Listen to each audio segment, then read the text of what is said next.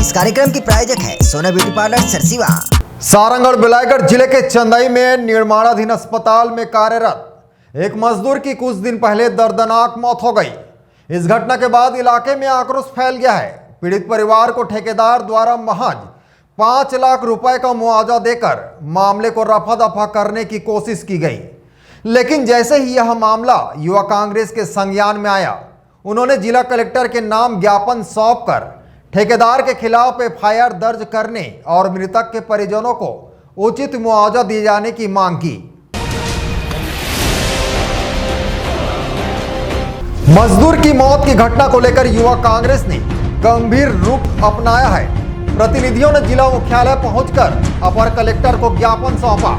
उन्होंने ठेकेदार के खिलाफ एफआईआर दर्ज करने और मृतक के परिवार को पर्याप्त आर्थिक मुआवजा दिलाने की मांग की है।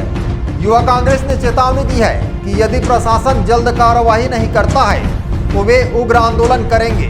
जैसा कि जिला अस्पताल का निर्माण किया जा रहा है, कुछ दिन पहले सुनने में आया था कि एक मजदूर का हाथ कट गया था, जिसके लिए ठेकेदार कुछ पैसा देके उस मामले को सेटल किया। उसके बाद एक और घटना हुई, वहाँ पे हर 5-5 फीट में गड्ढा खोद दिया गया है। साइड में जो इंजीनियर है उसकी भी गलती है, साथ ही साथ ठेकेदार की भी गलती है। बीते 25 अप्रैल को एजाक्स मशीन गड्ढे में गिरती है, गड्ढे में एक मजदूर की मृत्यु हो जाती है। ठेकेदार द्वारा उसको कुछ पैसे देकर सेटलमेंट किया जाता है और धन्य है प्रशासन जो आज तक उस पर कोई एफआईआर भी नहीं करती है।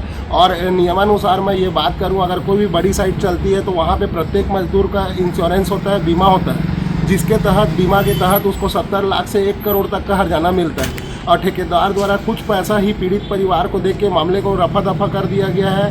प्रशासन इस पर कोई कार्रवाई नहीं कर रही है, जिसको लेके आज हम लोगों ने ज्ञापन सौंपा है। अगर जल्द से जल्द प्रशासन पीड़ित परिवार को उचित मुआवजा नहीं देती है या दिलवाती है ठेकेदार से, साथ ही साथ ठेकेदार के ऊपर एफआईआर नहीं करती है, तो युवा कांग्रेस जल्द आने वाले 1 हफ्ते के अंदर में बड़ा आंदोलन करेगी। Bureau report ACN 24।